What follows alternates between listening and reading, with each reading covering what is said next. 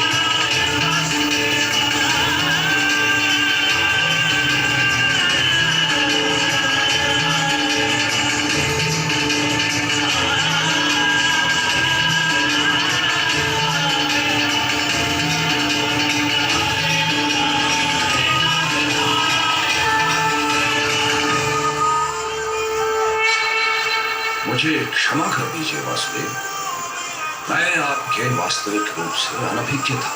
आप अवश्य मेरा वध कर सकते हैं, किंतु आप मेरा वध करने हेतु अपने प्राण को त्यागने के लिए सज्ज हुए हैं। अवश्य ही मेरा कोई महान दोष होगा। क्या दोष है मेरा वासुदेव, बताइए।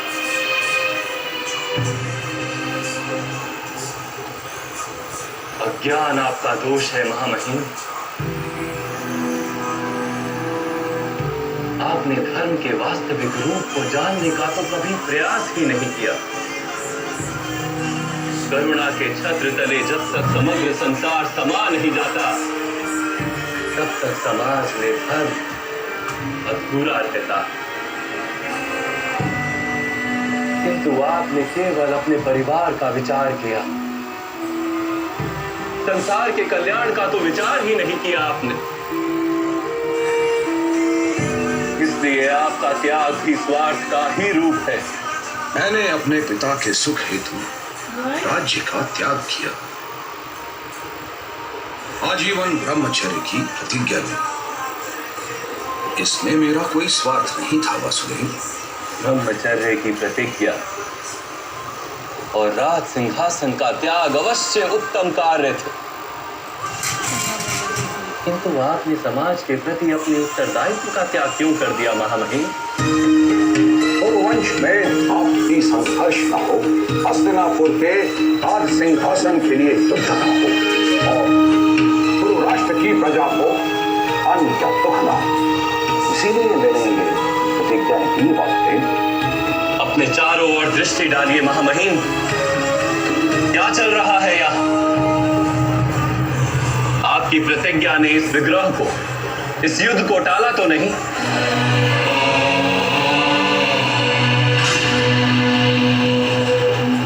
विचार कीजिए महामहिम, आपने अपनी प्रतिज्ञा को धर्म माना।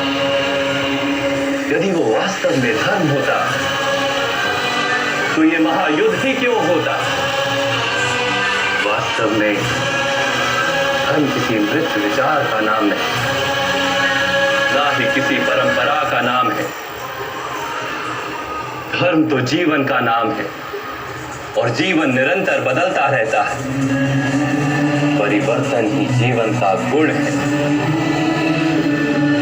और परिवर्तन हेतु मनुष्य को कर्म करना पड़ता है। और आपने कर्म का ही त्याग कर दिया माना। किंतु मैंने तो जीवन के एक पद पर उचित कर्म ये है और नहीं महामहिम,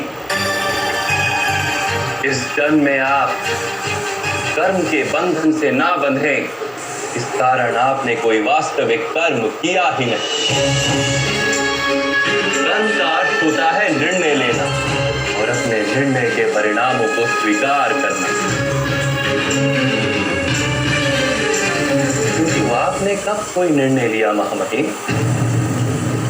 राज पांडु के राज्य अभिषेक का निर्णय क्या आपका निर्णय था? एक जन्म से नेत्रहीन व्यक्ति राजा बनने के योग्य नहीं होता। इसलिए मेरा मत है कि ज्येष्ठ भ्राता पांडु का राज्य अभिषेक होना चाहिए। राज और महारानी गांधारी के विवाह का निर्णय। अक्षय तृतीया के शुभ मुहूर्त में कुमार धृतराष्ट्र का विवाह गांधार की कुमारी गांधारी के साथ संपन्न हो। महाराज धृतराष्ट्र को अधर्म से रोकने का प्रयास क्यों नहीं किया आपने महामहिम? कुमार दुर्योधन पर वार करने वाले इन मत्स्यजनों का न्याय तो कीजिए। इन सबके सिर छेद कर दो, छेद कर दो। ये तो अत्याचार है। आदेश का पालन हो। युद्ध सभा का निर्णय और उसमें पांचाली के अपमान को ना रोकने का निर्णय। आप कीर्ति के समग्र आर्य बनते हैं। आप तो स्वयं माता गंगा के पुत्र हैं। अपनी समग्र ऐसा व्यवहार में क्या मान किस प्रकार रह सकते हैं? इस युद्ध का निर्णय आर्यवंश में धर्म की फिर से स्थापना करने के लिए युद्ध अनिवार्य है।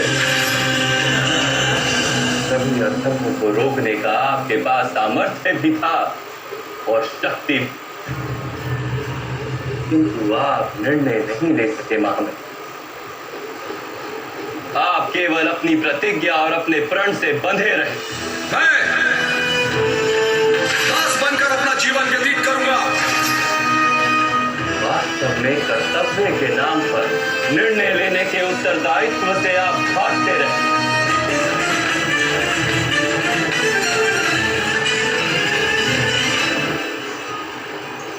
क्या निर्णय लेने से ही बंधन नहीं बनते वासुदेव? बंधन से छूटने के लिए निष्काम कर्म के सिद्धांत को समझते तो आपका जीवन धर्ममय हो जाता महामहिम। बंधन से छूटने के लिए आपने कर्म का त्याग क्यों किया? कर्म के फल का त्याग करते, किसी के आदेश को कर्तव्य मानने के स्थान पर अपने कर्म को कर्तव्य मानते तो भी बंधन से छूट जाते। समय पूर्व आपने प्रतिज्ञा ली, क्या उस समय आप सारा भविष्य जानते थे? परिस्थितियां बदल गई महामहिम, समय में परिवर्तन आ गया, किंतु आपने अपनी प्रतिज्ञा नहीं तोड़ी, ना ही किसी परिवर्तन को स्वीकार किया। उसी का परिणाम कि आज ये युद्ध हो रहा है।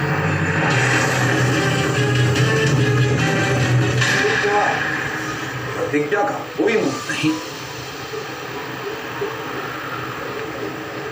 अवश्य जिस प्रतिज्ञा से सारे समाज को लाभ, उसका मूल्य अवश्य, किंतु जिस क्षण मनुष्य की प्रतिज्ञा, उसका निर्णय सारे समाज को हानि पहुंचाने लगे, उसी क्षण उस प्रतिज्ञा को तोड़ना अनिवार्य हो जाता है महामहिम।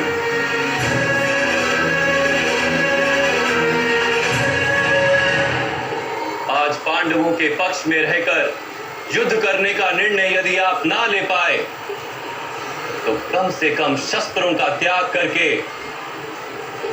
अपनी मृत्यु को स्वीकार कर लीजिए। मैं स्वीकार करता हूं वासुदेव। यदि आपका दिया हुआ ज्ञान मुझे जीवन काल में प्राप्त होता तो इतने अन्याय नहीं होते, किंतु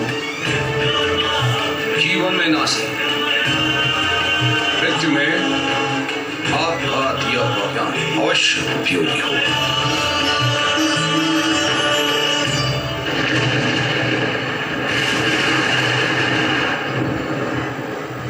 आपके द्वारा मृत्यु तो मेरा परम सौभाग्य होगा।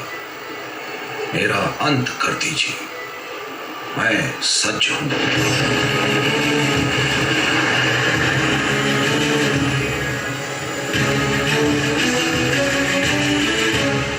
जैसी आपकी इच्छा महामहिम।